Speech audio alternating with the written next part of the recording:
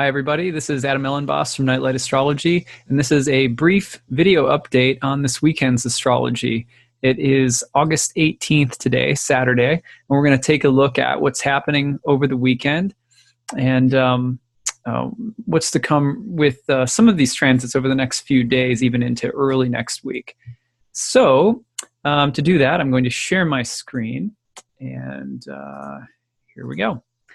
All right, so couple of big things that are happening in order. What I wrote about this in my written column. You can always find the written version of a horoscope that I do often, not always. I'll do a written version as well as a video blog version. You can find that on my website, nightlightastrology.com. So today, we're just past the first quarter moon in Scorpio. Jupiter is perfecting its trine to Neptune, and Venus and Mercury are in a sextile with one another. Mercury in Leo, Venus in Libra, as Mercury is stationing to turn direct in Leo. So let's go ahead, and I'm going to annotate for you and show you exactly kind of what that looks like. So first of all, you can see this is the first quarter moon that's just completing between the moon in Scorpio and the sun in Leo. We're going to talk about that really briefly today. And the next thing that you can notice is that Jupiter at 15 degrees 31 minutes is connecting by a trine to Neptune in Pisces at 15 degrees 37 minutes. Neptune's retrograde, of course, right now. So these two planets are getting together by a trine, and that's perfecting over this weekend. And then, last but not least, you can see right now Mercury with the big S under it, which it means it's stationing to turn direct after finishing its retrograde period, which began at the very end of July. Mercury stationing to turn direct, which will be by about Monday, is also in an exact sextile with Venus right now. So those are the three transits that we are going to talk about. Let's start with the first quarter moon. So every moon cycle, there are four major stages of the moon cycle that astrologers tend to look at. One is the new moon, when the moon is totally dark. The next is the first quarter, when it's half lit up and half dark. The next is the full moon, when it's totally illuminated. And the last is the last quarter moon, when it's half lit and half dark. The difference between a first quarter moon and a last quarter moon is that on the first quarter moon, the light is taking over. So right after the first quarter moon, there grows to be more light on the surface of the moon than there was darkness. Whereas the last quarter moon, the darkness or shadow is taking over on the face of the moon. There's going to be more darkness than there is light. So the first quarter moon is a moment of yang takeover. You could think about it like that. Yang is taking over. Sometimes people use the analogy of a plant and its life cycle, and the first quarter moon is a kind of growth crisis, a moment where the plant is struggling to break above the soil, or to, its roots are taking hold, it's coming up, and it's sort of fighting to establish itself in the world against the elements or something like that. So similarly, every first quarter moon of every month, you can usually feel a growing sense of energy and action, development in your plot lines in life, so to speak, and the feeling of tension or contraction, meeting obstacles, having to grow through blockage or difficulty, learning important lessons, kind of a little mini rite of passage every month. But it's usually about how we assert ourselves in the world, or the actions that we're taking, and having to do some individuating or working through some growth crises. Now, this could be applied to people who are doing things that are totally immoral and terrible, and they're still facing challenges trying to, get what they want in life. And that's a first quarter moon for someone like that, just as much as it might be for someone who's going through a first quarter moon and it's experienced more like a little spiritual growth crisis, where you're learning something important and maybe growing as a human being. It's in a sense, the first quarter moon is just a unanimous sign of things becoming just a little bit more rocky and treacherous on some leg of your journey in life. And it can apply to multiple different phases or elements of anybody's life at any given moment. So it's a pretty broad symbol in astrology, but it's always worth looking at. Now, this first quarter moon In particular, the moon's been in Scorpio, which is a sign of its fall or depression, and it's a Mars-ruled sign, god of war, while the sun is in Leo, which is its home sign. So the way that I talked about this in today's written horoscope was I said, sometimes we mistake our ego's growth for spiritual growth. That's possible. Sometimes we think we're really growing, but actually what's happening is we're getting more powerful, or we think we're becoming more special or important, or we are achieving something that makes us feel good. And we think, gosh, I'm really individuating. I'm really becoming myself, or whatever. And then until we hit a challenge or an obstacle that humbles us a little and reminds us, hey, the real point of life isn't maybe to just, take names or whatever, kick butt and take names, as they say. So it's perhaps a moment of checking the ego, because the moon in Scorpio is a deep sign and tends to have a more suspicious relationship with the showy ego flavor of Leo, that likes to be demonstrative and authoritative and brilliant and center stage. And the moon in Scorpio is maybe in some ways about healthy challenges to the ego. So you can think about that as a sort of generic but very broad, appropriate theme for the moment. You can also think about these kinds of psychological themes coming up in relationships or in your life: power, motivation. What is your motivation? Intentions, domination, submission, loyalty and betrayal, manipulation and jealousy. These are all themes that can become very important between Mars, this Mars-ruled sign of Scorpio, and when the sun is also in its home sign of Leo. So you're thinking about how do we express power in the world? Is it healthy or unhealthy? And things like jealousy and manipulation and betrayal and trying to take somebody down because you're jealous of them, or being too high on yourself and then, facing a fall. In some ways, the Scorpio moon is a bit like the Me Too movement is to someone like Harvey Weinstein, or however you say his last name. Someone, big, powerful executive who's taken down by the upheaval, the karmic upheaval of having treated so many women poorly over time, and they finally kind of caught up with him. Okay, that's just an example. But anyway, so that first quarter moon, we're just passing out of it. You might still be feeling the effects, but if you were dealing with that yesterday, especially the last 2 days, now you have a sense of what was going on.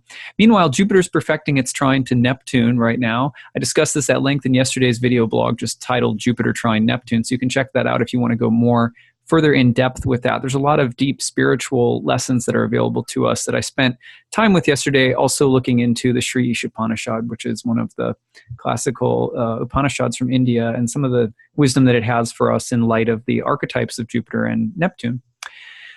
But you can think of these themes with Jupiter and Neptune: smoothness, grace, surrender, and fluidity. These are Jupiter and Neptune in water signs, very smooth, fluid, graceful. Also, you can think of the appearance or arrival of teachers, gurus, people who may have something to teach you, or who may appear with a message that is somewhat otherworldly, or where you're seeing signs, or you're understanding messages in dreams, or your guides, so to speak, are just pinging you with some information. You also want to be careful of the dark or corrupt guru, the teacher seeking power, followers, fame, etc. Even myself, having like a popular YouTube channel, or popular, I don't know if it's popular or not, but just like trying to build an audience on YouTube or whatever, I have to be very careful, to make sure that the point of the work is really the work.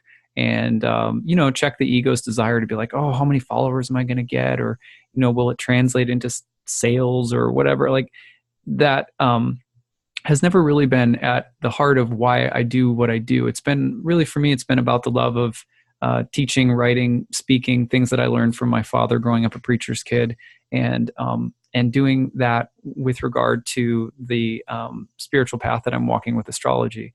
So when that's really the point of sharing good stuff with others, for myself, I know that I'm in the right space. But as Jupiter's come and trine Neptune, I've caught myself a few times being really careful of like, the ego's desire to get sort of enamored by something spiritual or mystical, or to get high on your ego or your own spiritual powers or insight or psychic abilities, or whatever. So it's possible to also become inflated about something spiritual, to get up on a high horse potentially. The tendency toward inflation, grandiosity, idealism without grounding. That's not just spiritual, but in any sense in life. Jupiter's trine Neptune can be about dreams coming true, but also about getting a little too high on something. You have to be careful that you're seeing things clearly, that you're being very grounded. The effulgence of spiritual culture, spiritual materialism, getting lost in the look or trendiness of spiritual life. That's Jupiter Neptune. The desire to make greater wholes, seeking unity, finding forgiveness, compassion, and charity. That's Jupiter Neptune.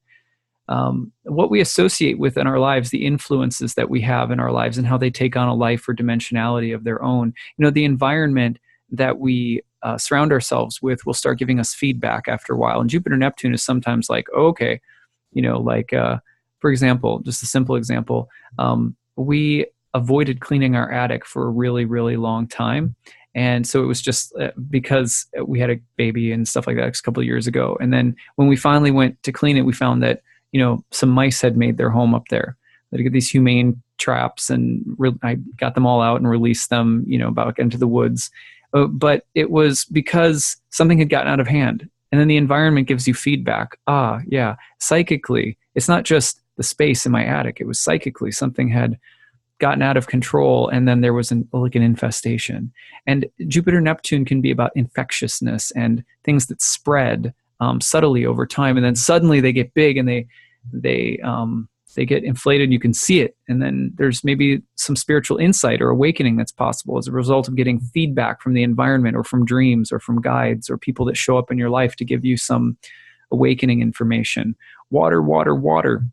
Jupiter in Scorpio, Neptune in Pisces, lots of water in the sort of symbolism of the signs right now. So you can also think about emotional epiphanies, realizations, insights, highs, projections, fantasies, the enlivening of our faith, belief, hope, or inspiration, projecting ourselves to be something bigger or more magical or mystical than we are, dreams coming true, but maybe when we get something that we were dreaming about, we realize we didn't need it, or we don't really want it, or it's going to be more than we thought it was to handle. The impulse to go big or go home. I'm going to do it all. I want it all. It's got to have it all. Hard time saying no to things, just being dragged right into something, like swept out to sea with our impulses and desires. Seeing the divine in everyone and everything. Jupiter Neptune is the brilliance, the pervasiveness, the way that the divine is just swimming in everything, and you can kind of see it or feel it. Growth, the emphasis on growth. Success, but at what cost? Surrendering our desires and asking for guidance from people who know more than we do, a sort of surrender or submission to a greater teacher. Jupiter also associated with the word guru in Indian astrology. All right, so last but not least, Venus and Mercury are sextile today. Mercury is stationing to turn direct, and so we want to get a sense of what that's all about. It's a nice little sextile, actually, and one of the reasons that it's, this sextile happens every now and then, because Mercury and Venus follow repeated cycles. But it's usually very fast. It's quick moving, and it's somewhat rare because you need for it to last so long, because Mercury's stationing as it's being made, which means that Mercury isn't moving, and so you get a little longer effect than you normally would with two very fast-moving planets. So this is kind of a unique Mercury-Venus sextile. Here's some of the things you might notice. Of course, Venus in Libra, the scales, the balance, and you have Mercury in Leo, which is kind of like a showman, learning how to be more careful, thoughtful, or diplomatic with our words. So the lion likes to be big and bold, but Venus in Libra gives that bigness of mind and speech a little bit more balance and diplomacy. Learning how to be more balanced, careful, thoughtful, diplomatic with words or speech. So those are all really nicely indicated in the astrology of the moment. You could also say an attractive person that you meet, a messenger, a special piece of news, or an announcement. This kind of sharing and communicating with poise, grace, beauty, diplomacy, a positive reversal. When Mercury stations to turn direct, it's as though something that was losing ground is now going to gain it again. So you could see that as a positive turn of events, a positive reversal of circumstances. For example, this is really silly, but I travel a lot, and so I thought to open up one of these credit cards that gives you miles. And when I opened it up, I was promised so many bonus miles. And just last night, I found out that the bonus miles that had been taken away from my account because of I had made, you're supposed to make a purchase within so many days with the new card. And I had made a purchase, but not exactly the right amount or the right sort or something like that. And so I appealed the decision to not give me those miles, which I was planning on using to like go to an astrology conference next May or something like that. I'm going to Norwalk next May. Well, I got the miles back because my appeal was successful. So being turned free, being let go from some difficult or harsh circumstance. You know, popularly in the news right now, Paul Manafort's, of course, on trial. Jury's deliberating. It'll be very interesting to see how that Venus-Mercury circumstance goes down. You know, is justice served by that? Or are we looking at some kind of reversal or, you know, Mercury just sitting there not moving, a hung jury?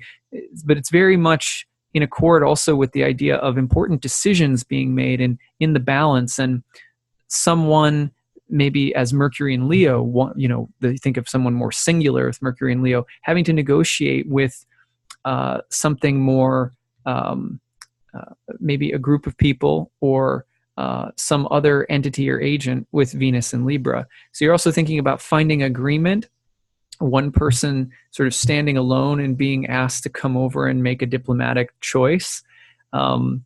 So coming to terms, reaching an agreement, a positive reversal, recovering something that was lost, sometimes like the miles that I got back, receiving criticism in a helpful or diplomatic way, because Mercury and Venus can communicate from the heart. Maybe with Mercury turning direct, there's some more powerful message that needs to be delivered carefully or tactfully that can be done nicely. Offering apologies or compensation for an offense.